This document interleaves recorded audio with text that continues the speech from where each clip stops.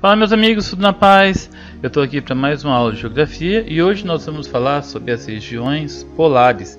Nós vamos entender a importância do Ártico, do Polo Norte e da Antártica no Polo Sul. Ok, então vamos lá. Observando a imagem, a gente consegue perceber aonde fica o Ártico e aonde fica a Antártica. Essa imagem representa as zonas climáticas da Terra. A gente aqui podemos perceber a zona intertropical, a zona temperada do norte, a temperada do sul e também as zonas polares, tanto a zona ártica quanto a zona antártica. Então, a região polar ártica ao norte localiza-se entre o Círculo Polar Ártico e o Polo Norte, ou seja, entre as latitudes 66 graus 33 minutos 33 segundos e 90 graus ao norte. Da mesma forma, a Antártica se localiza entre a região, o Círculo Polar Ártico, e o extremo do Polo Sul. Então a Antártica se localiza no Polo Sul, no extremo sul. Bom, aqui nessa imagem a gente consegue observar as duas regiões no globo, tanto o Ártico quanto a Antártica. Então nessa região aqui, nessa imagem, você consegue ver o Círculo Polar Ártico numa imagem mais azimutal. Ok? E aqui, pessoal, a aurora boreal ou aurora astral, que só é possível ver a partir dessa região. Bem como o sol da meia-noite, o fenômeno que é muito conhecido nessas regiões, tanto boreal quanto astral. Nessa imagem, o fenômeno do sol da meia-noite em uma cidade da Noruega. Bem, o Ártico, pessoal, ocupa uma área de aproximadamente 21 milhões de quilômetros quadrados, sendo que 65% são agrupadas pelas águas do Oceano Glacial Ártico. O restante por uma grande quantidade de ilhas, com destaque para a Groenlândia. Também fazem parte do Ártico o Alasca, que é o 50º estado dos Estados Unidos, o extremo norte do Canadá, boa parte da Noruega e da Finlândia, aliás, a região da Escandinávia como um todo, mas principalmente a Noruega e a Finlândia, a Rússia, principalmente aquela região da planície da Sibéria, e o norte da Islândia, é uma ilha que fica bem próximo ali da Groenlândia. A fauna do Ártico ela é bastante diversificada, ela é bastante exuberante, com a presença muito grande de focas, leões marinhos, lobos marinhos, ursos polares, raposa do Ártico, entre vários outros animais.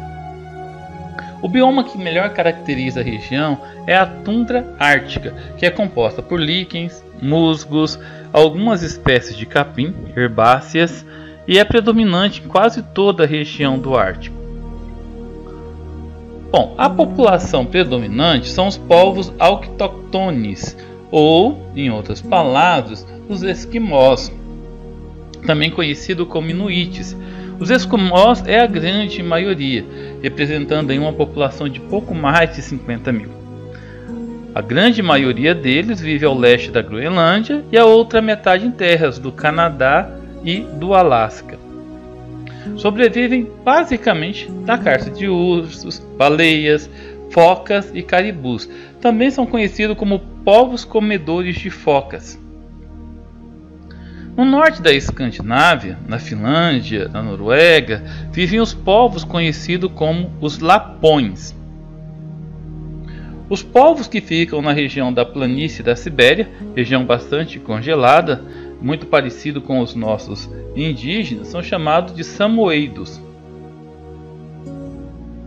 Durante muito tempo, os esquimós, ou os povos inuites, dependeram da caça da foca para sobreviver.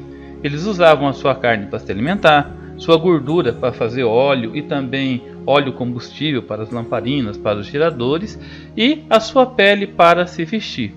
Hoje, eles estão mais integrados à economia regional. Praticam extrativismo mineral e vegetal, principalmente o extrativismo da madeira, ou vivem nas cidades e se dedicam ao comércio. A ocupação do Ártico tornou-se objetivo econômico e geopolítico a partir do século XVI, mas principalmente após o século XX. Nações como Reino Unido, Holanda, Rússia tentaram alcançar mais rapidamente os mercados através do extremo norte, Então, pelo Oceano Glacial Antártico, se poderia chegar a várias regiões do globo mais rapidamente, principalmente nos meses de verão, em que a banquisa ou estava mais fina ou não estava tão presente. Em 1958, o submarino nuclear Nautilus ultrapassou a latitude 90 graus norte. Mais tarde, outro submarino, o Westgate, emergiu nesse ponto por meio da fusão da calota polar com a emissão de jatos de vapor superaquecidos. Podem observar, então, a partir desses dois textos, né, que o objetivo também passa a ser militar durante a Guerra Fria. Com o problema do aquecimento global, a redução do volume de gelo no Ártico, as rotas marítimas vêm aumentando bastante, bem como também a possibilidade de exploração mineral na região do Polo Norte. Agora nós vamos falar um pouquinho sobre a Antártica. A Antártica é localizada na região glacial do Hemisfério Sul. Possui uma imensa banquisa, que varia aí de 13 a 19 milhões de quilômetros quadrados, né, e grandes blocos de gelo, os icebergs, que se deslocam pelo oceano. Foi o último continente a ser explorado. É considerado pela maioria dos estudiosos o sexto continente. Na imagem, nós podemos ver a Antártica. A banquisa chega a alcançar de 10 a 1000 metros de espessura.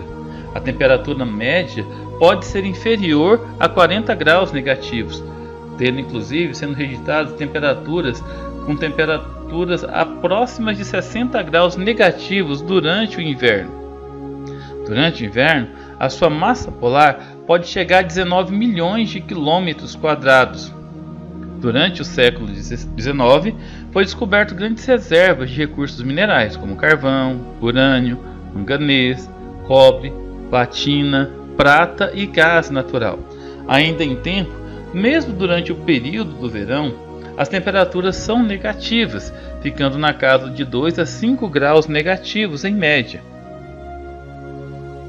Em 1955 foi assinado em Paris um tratado que defendia regras claras de ocupação da Antártica e que envolveu 12 países: os Estados Unidos, a União Soviética, Noruega, Nova Zelândia, Argentina, Austrália, África do Sul, Japão, Reino Unido, China, Chile e Bélgica.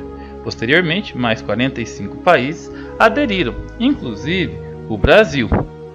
A maior riqueza da Antártica é a água. Cerca de 90% de toda a água doce do mundo está na forma de gelo no continente. Contudo, outras riquezas podem ser exploradas, como é a questão da pesca. O Tratado Antártico ele tem uma função fundamental, que é impedir a exploração do continente antártico para fins comerciais, como a exploração de recursos minerais, como gás natural, urânio, carvão e assim por diante. Haja vista que a Antártica é fundamental para a manutenção da temperatura no planeta.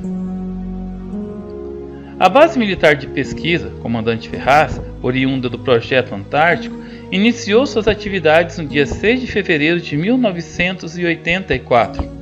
Em 2012, por causas desconhecidas, a base brasileira pegou fogo na Praça das Máquinas. Bom, pessoal, é isso aí. Foi uma pequena reflexão dos slides que foi trabalhada em sala de aula. Acrescentei mais algumas coisas que não estavam no material, né, e que espero que ajude vocês durante as provas. Fiquem com Deus e até a próxima.